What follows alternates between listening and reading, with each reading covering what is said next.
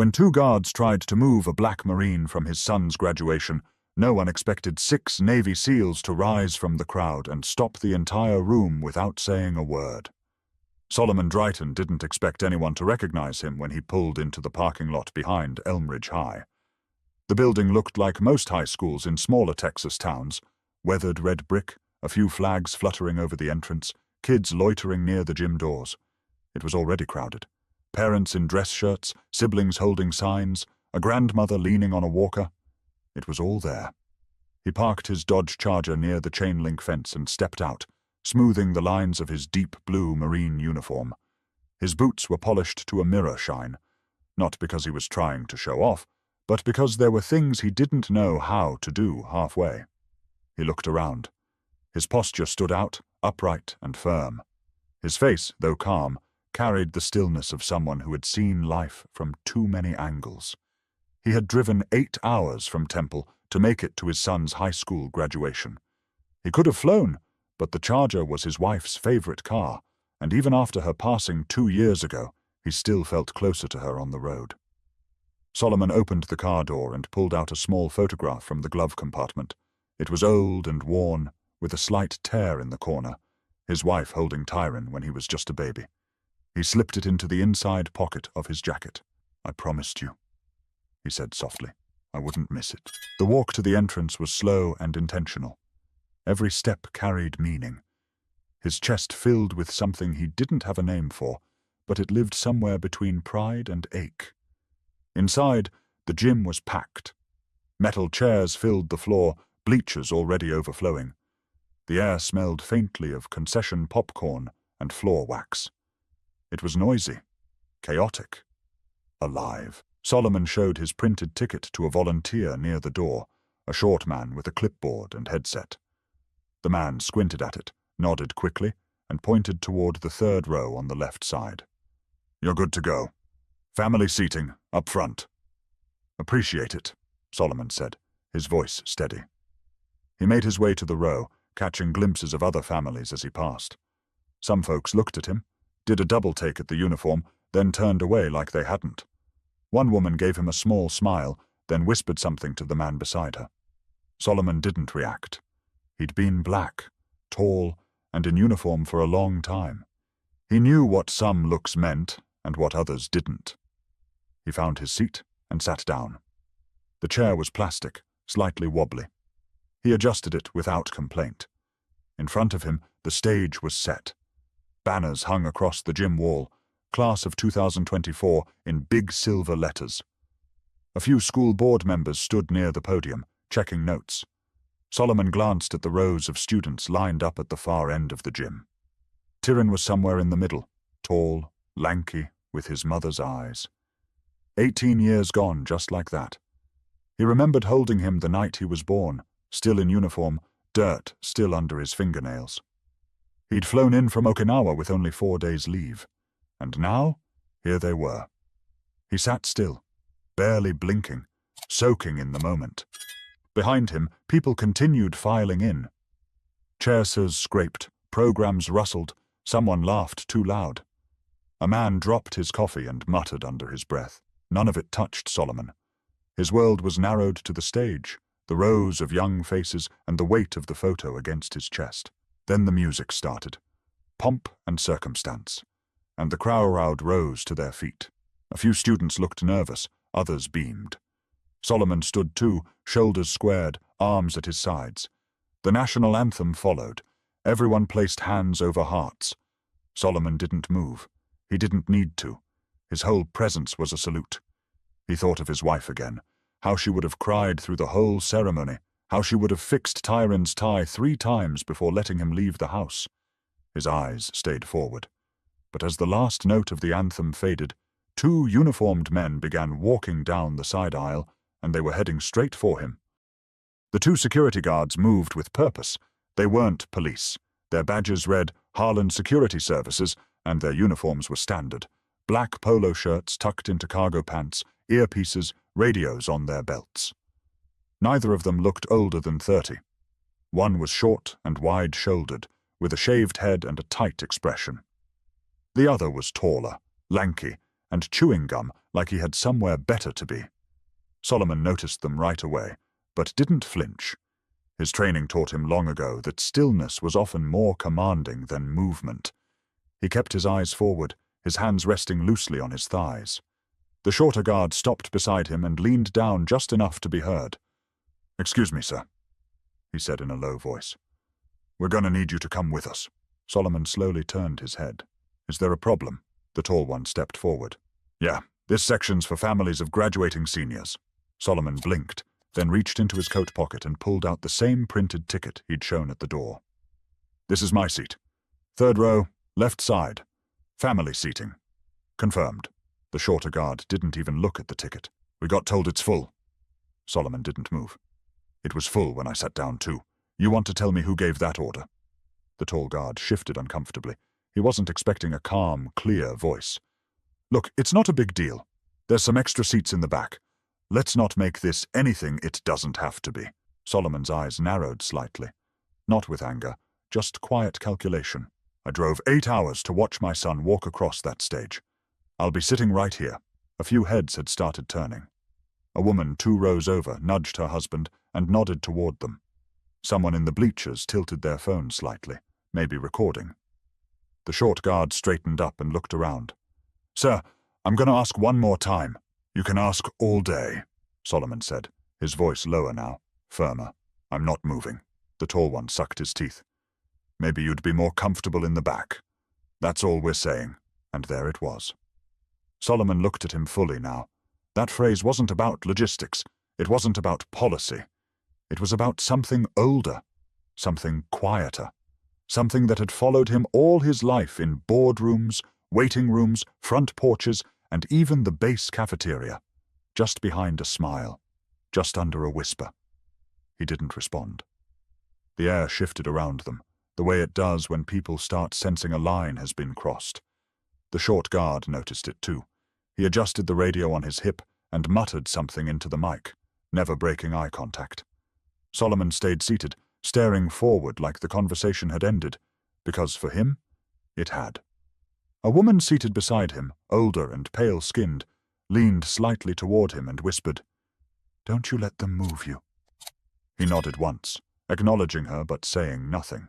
He didn't want to make a scene. He wanted to watch his son graduate like any other father. But the guards weren't finished. The tall one lowered his voice again. "Look, you got a problem. Take it up with the school office. We got our orders." Solomon turned his head toward him once more. "You have a name, son?" The guard blinked. "It's Officer Malley." "Not officer," Solomon replied. "You're private security." The other one stepped in. "All right, that's enough. If you don't stand up—" He didn't finish the sentence, because that's when the gym door at the far end clicked open, and 6 men walked in. No uniforms, no badges, just firm postures, squared shoulders, and faces that said they'd been through worse things than awkward stares and misjudged instructions. They didn't walk in together. They filtered in, one by one, taking different spots, like they weren't there together. But anyone watching closely could tell. They moved the same, watched the room the same, sat the same. Still, steady, and alert. Solomon didn't look back. He didn't have to. He knew exactly who they were, but the guards didn't. At least not yet. And they were about to find out. Solomon kept his focus on the stage. His jaw didn't move, but his mind was turning. He wasn't angry. Not yet. But something inside him clicked into place, like a switch he didn't use unless he had to. The one built for survival, for balance, for patience under pressure. The 2 guards didn't leave. They hovered. It was the kind of hovering that wasn't about doing a job. It was about trying to remind someone they had power. But what they didn't understand was that Solomon had lived in places where power was life or death, not some gym with folding chairs and a sound system. A student name was called from the stage, and the crowd clapped politely. But people weren't really paying attention to the ceremony anymore, not the ones nearby. They were watching the standoff, pretending not to. The taller guard, Malley, shifted his stance again. He leaned closer, voice quieter this time. "I'm trying to do you a favor here, all right? This doesn't need to get ugly. Solomon's eyes flicked to him. You don't have that kind of favor to offer. A pause. Mally drew back slightly, as if reconsidering his next move. But the shorter one, Garvin, according to his badge, was less subtle. He didn't like being challenged. His hand hovered near the radio again. A few rows behind, a man stood up slowly. Nobody noticed at first. He didn't say a word, just crossed his arms and stared. Clean-shaven, broad frame, eyes sharp. He took a seat near the aisle without removing his gaze from the scene in front of him. A second man stood up on the opposite side of the gym. Same posture, calm, intentional. Then a third. They didn't speak. They didn't need to. Solomon knew them all. He didn't turn to look because his instincts didn't require confirmation. He had led these men through mud, gunfire, and silence darker than most people could imagine. Garvin leaned down again, this time with something in his voice that wasn't there before. Listen, man, you're making this into a situation. Solomon turned his head, slowly and deliberately. And you're not listening. Garvin's hand twitched toward the radio again, but before he could say a word, a voice broke the tension from 10 feet away. Is there a reason this man's being bothered? It was clear. Calm. Controlled. The kind of voice that doesn't rise to get attention. It drops just enough to make everyone else stop talking. It came from a man standing in the center aisle. Tall, salt and pepper beard, fitted black coat over a gray shirt. His name was Creed Marston. He was the one Solomon had pulled from the wreckage in Kandahar, dragging him across 200 yards of sand while bullets rained down like gravel. Garvin looked up, caught off guard. Who are you? Creed didn't answer. He stepped forward once. I asked you a question. Mally raised a hand. Sir, we've got this under control. No, Creed said, sharper now. You don't. Another man stood up from the far bleachers. Then another. 4 of them now. Solomon remained seated, still quiet. The entire left side of the gym was now watching openly. A boy pointed. A teacher tried to wave attention back to the stage, but nobody was looking at the diplomas anymore. Creed took one more step forward. You're embarrassing yourselves, and you're one breath away from making this worse. Garvin glanced at Mally, who looked less confident by the second. It was clear now. They hadn't expected backup. Especially not backup like this. I don't care what your orders were, Creed said. You don't put your hands on that man. You don't tell him to move. You don't ask again. The silence in the gym felt tight. The kind that didn't come from fear, but respect. A quiet respect that started to swell as more people realized what was happening. Solomon finally looked up at Creed and gave the smallest nod. Not a thank you. Not a request. Just recognition. Creed's eyes softened for a moment. Then he stepped back and took his seat again, arms folded. But the tension hadn't left the air. Not yet. And the people watching were waiting to see what the guards would do next. The gym faded. The stage, the banners, the faces, all blurred into the background of Solomon's mind. His eyes were still open, but his memory yanked him backward. 15 years ago, Afghanistan. It was late afternoon in Kandahar province. The sun didn't set gently there. It crashed down like a hammer, turning the sand to rust and the air to steel. Solomon, a gunnery sergeant back then, had just finished briefing his unit when everything went sideways. A roadside IED blew under their convoy, flipping the lead Humvee like a toy. Dirt and metal rained down before anyone could scream. Then came the gunfire. Not scattered. Coordinated. Solomon didn't think. He moved. He ducked behind what was left of a doorframe, surveying the chaos. Smoke clouded the edge of the valley, but he saw 6 men down, trapped behind the burning wreckage of a second vehicle. Most were pinned. One was already trying to crawl forward, dragging another by the vest. That was Creed Marston. He had just 3 months in country and a bullet through his thigh. Solomon bolted. No hesitation. No radio call. He ran through open ground, dodging bursts of gunfire, sliding into cover behind a blown axle. Creed looked up, blood on his temple, gasping. You're bleeding, Solomon had said. You noticed? Creed coughed. Solomon grabbed the straps of the downed soldier beside him, Enrique Soto, and began pulling. Creed pushed from behind, wincing with every inch. "Where's Defies?" Solomon shouted. Creed pointed weakly. "Left side, under the hood." That's when Solomon saw him. A young SEAL pinned under part of the engine block, leg trapped. He was yelling for help, but too far gone to move. Without pausing, Solomon told Creed, "You keep low and move when I move." Creed nodded. That's when he really started to understand what leadership looked like. Solomon sprinted across again. His foot hit gravel, then bone, but he didn't stop. He slid to Defies, crouched low, and gripped the edge of the mangled hood with both hands. It wouldn't budge. "Gunny, don't!" Defies shouted. I'm good. You're not staying here." Solomon braced one foot, dug deep, and lifted. His shoulders strained, his ribs ached. The metal groaned, but it rose, just enough for Defies to yank his leg free. They fell back together, crawling toward the ridgeline. Gunfire cracked overhead. Creed returned with Soto limping on his good leg. Two others followed, Lim and Horton, faces blackened with ash, rifles at the ready. When the firing stopped, there were no cheers, no victory speech, just silence and breathing. All 6 of them were alive. Solomon was the last to check out. He stayed on rear watch until the dust settled and the medevac arrived. He didn't speak for a long time after that. But Creed remembered. They all did. After that day, there was never a doubt. If Solomon asked for anything, anywhere, anytime, they'd be there, no matter what. Back in the gym, Creed sat quietly in his chair, eyes fixed on the guards still standing near Solomon. He wasn't thinking about war. He was thinking about promises. The man who had dragged him out of a war zone was now being harassed in front of a high school stage for trying to watch his son graduate. He clenched his fists. Another SEAL, Javier Meeks, walked in and sat 4 rows back. Then Zachary Wells found a spot along the right side bleachers. They didn't speak. They didn't need to.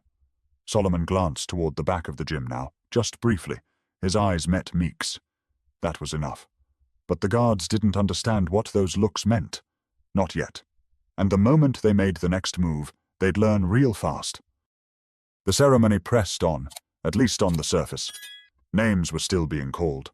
Families clapped, some too loudly, trying to cover up the tension that now thickened the air. But the attention had shifted.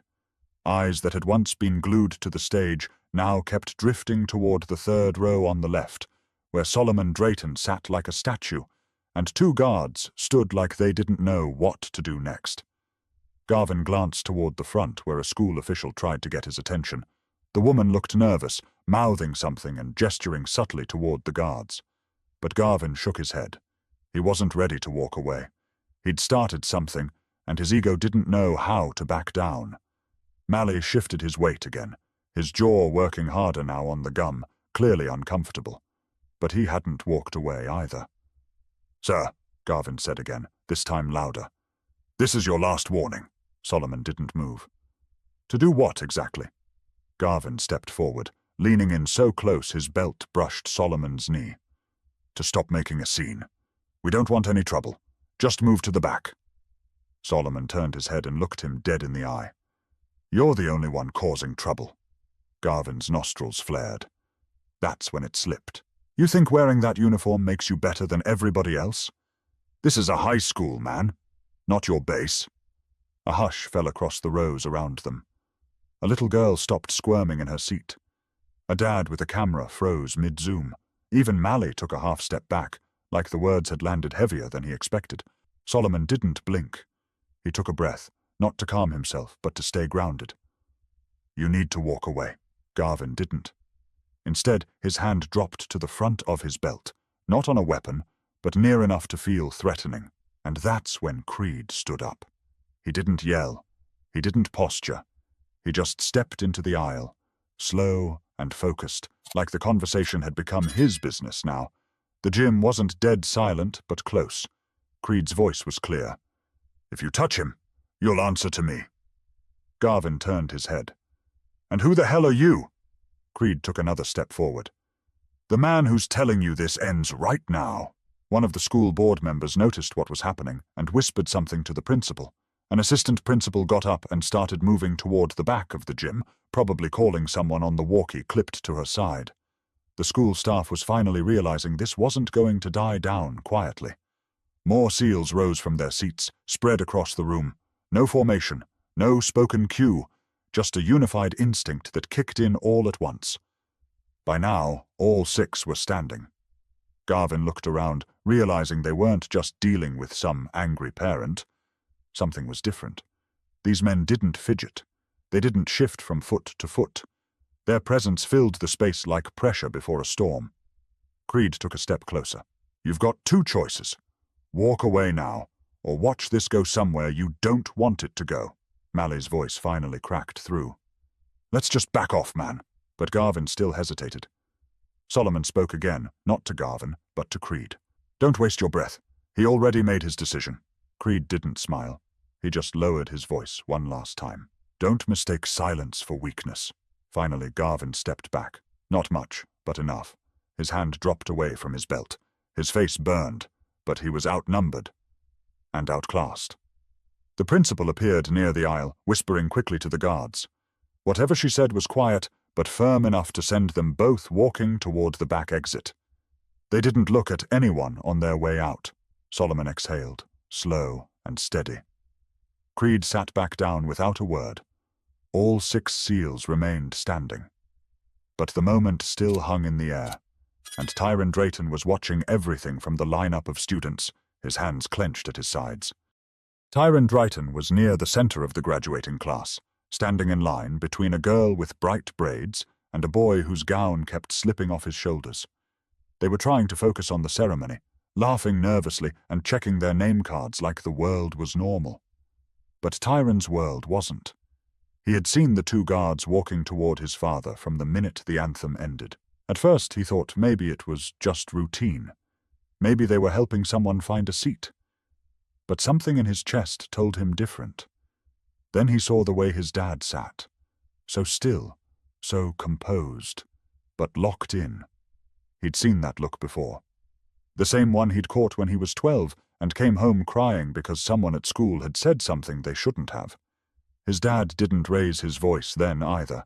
He just sat with that same expression, like steel that refused to bend. Tyron kept his eyes on the scene as best he could. From his place in line, he couldn't hear what was said, but the body language told him enough. He saw the guards standing too close, saw his father calmly staying seated, and then he saw a man stand up, a tall guy in a dark coat. And somehow Tyron knew. That wasn't just a parent. That man knew his father. The way he moved, the way he placed himself between the guard and the row, it was clear. He wasn't there for drama. He was there for Solomon Drayton. Then another man stood, and another. It wasn't loud, but it was like the temperature in the room shifted. Everyone was watching now. Tyron's heart beat faster. He wasn't scared. He was something else, torn between pride and fire. He had grown up hearing pieces of his dad's service stories, not the gory parts. His dad kept most of those to himself. But bits here and there. A buddy who sent Christmas cards every year. A scar that came from somewhere out in the dust. A box in the garage marked Kandahar that nobody ever opened. He never knew the names, never saw the faces. But now they were here, standing like they'd been waiting for this moment, like they'd never stopped having his dad's back. Tyron blinked hard, pushing down the burn behind his eyes. He didn't want to cry. Not here. Not now. The line moved forward. A few names were called. The clapping picked back up slowly, like someone had hit play again after a pause. But the room wasn't the same anymore. The energy had shifted. It wasn't about balloons or banners now. It was about respect. One of the assistant principals tapped Tyron's shoulder and said something he didn't hear. He just nodded. The student next to him leaned over and whispered, "That your dad?" Tyron didn't say anything. He didn't have to. The entire gym had seen it. And now, everyone in that building understood what kind of man Solomon Drayton was. In the audience, Creed remained standing. He didn't look around for approval. He wasn't scanning for attention. He was watching Solomon, still seated in the same plastic chair, hands resting on his lap, eyes locked on the stage like nothing had happened. But something had. The rest of the SEALs stayed on their feet too, not posturing, just present. Their silence spoke louder than any microphone ever could. A few parents clapped louder now with each name, almost as if they were trying to make up for the tension earlier. The gym had become a living thing, stirred awake by a moment of injustice, held steady by the weight of honor. Solomon remained still, not defiant, not bitter, just present. A father watching his son take one more step into adulthood. But the moment that would break through all of it was still coming. And when Tyron's name was finally called, the room wouldn't be able to pretend anymore. The line was moving faster now. Some students were still fidgeting, adjusting caps, whispering jokes under their breath, trying to enjoy the moment. But Tyron wasn't in that space anymore. His mind kept flashing back to his father, sitting alone, surrounded by faces, but completely centered in that chair like it had been built just for him. There was something about how he held himself, calm, quiet, unshakable, and something about the way those men, those warriors, rose around him without needing to be asked. Tyron realized for the first time that he didn't really know the full weight his father carried. Sure, he'd seen the pictures, the medals in the old wooden box, the folded flag tucked into the bookshelf in the living room. But those things never really spoke. They just sat there like relics. Today they walked. Today they stood. The assistant principal called out the next name, then another. Tyron was 3 people away from the stage. He wiped his palms on his gown, tried to slow his breathing. The girl in front of him turned and grinned nervously. "You ready?" Tyron smiled a little. "More than you know." He stepped forward. On the other side of the gym, Solomon leaned slightly forward. His eyes never left the stage. He didn't clap for every student, not out of disrespect, but because his focus had narrowed to the boy in the black robe with the red and white honor cords. The boy who looked so much like his mother when he smiled. 1 name. 2 names. Then the announcer paused for a second, cleared her throat, and spoke with a bit more weight than before. "Tyron Drayton," the name echoed. There was a beat of silence. Half a second, maybe less, before the room erupted. Clapping, whistling, cheering. But what stood out wasn't the volume. It was the rhythm of it. The sound wasn't chaotic. It was deliberate, coordinated, deep. The 6 SEALs, still standing, raised their hands and applauded in perfect unison. Each one clapped with force, not performance. A salute without the salute. A gesture that said, "We see you. We see your father. We honor both." Tyron walked across the stage slowly, chin high, steps steady. His heart pounded, but it wasn't nerves. It was pride. And not just pride in himself. It was the pride of knowing exactly who his father was and what it meant to carry that last name. He took his diploma from the principal, shook her hand, and turned toward the audience. His eyes scanned for one person. Found him. Solomon didn't wave, didn't stand. He just met his son's eyes and gave the smallest, most meaningful smile of the day. Tyron nodded once and stepped off the stage. The applause still hadn't died down. Parents who hadn't said a word all ceremony were now clapping hard. Some stood. A few wiped their eyes, not sure exactly why, but feeling like they'd just witnessed something that mattered. Solomon sat back in his chair and let the moment wash over him. He wasn't the kind of man to cry in public. But inside, something loosened. Not grief, not pain, just release. The kind that only comes when the circle feels complete, even if it never really is. The other names continued. But something had shifted. From that moment on, every student who walked the stage walked in the echo of what had just happened. Not because it was dramatic, not because it was viral, but because it was real. But the story didn't end with the applause.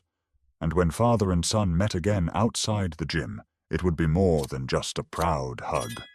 It would be the passing of something deeper. The final name was called 20 minutes later. Everyone stood as the graduating class threw their caps, screamed with relief, and hugged like they hadn't seen each other in years.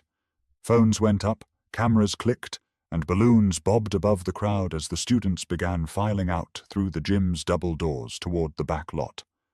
Solomon didn't move right away. He sat quietly as the noise swelled around him, soaking it all in. The music, the laughter, the flash of silver and red gowns sweeping by. His eyes followed Tyrion as he disappeared into the hallway with his classmates. A teacher gave him a high five. Another pulled him in for a side hug. But even with all the chaos, Tyrion turned once, just once, and looked back. Solomon caught it. A brief glance, but it held everything. "Did you see me?" And Solomon's expression gave the answer. Every second. The crowd began to thin. People shuffled out with flowers and balloons, congratulating each other in loud bursts. Solomon stood slowly, stretching his legs, feeling the weight of sitting in one position for too long. Creed walked over as the gym emptied. He didn't say anything at first, just looked at Solomon, then toward the exit. "You okay?" Creed finally asked. Solomon nodded. "I've been through worse." Creed smiled slightly. "Yeah, but it still shouldn't have happened." "No," Solomon said. "It shouldn't have." Another SEAL, Javier Meeks, joined them. "We tried to stay low-key, but once that guy put his hand near his belt—" Solomon raised a hand gently. "You all did what needed to be done. That was enough." The three men stood there for a few seconds longer, letting the noise drain from the room. Then Solomon said, "I want to see my boy." Outside, the sun was fierce against the concrete, casting long shadows from the bleachers onto the back lot. Students were scattered in small clusters, posing for photos, throwing their caps again, calling out to relatives. Tyrion stood near the flagpole, his gown half unzipped, the diploma folder in one hand and his phone in the other. When he saw his father approach, he stopped mid-conversation. The crowd around him faded into the background. They met halfway. Tyrion was the first to speak. "You okay?" Solomon nodded. "You? Yeah," Tyrion said, then looked down for a second. "They tried to move you." "I know." Tyrion's jaw flexed. "I was ready to walk off that stage, Dad. I swear I was 2 seconds from saying something." Solomon placed a hand on his son's shoulder. "And that's why you didn't." Tyrion looked up. "What do you mean?" "Because you knew I could handle it. And because you handled your moment like a man.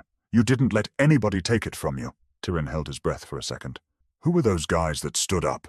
Solomon glanced behind him.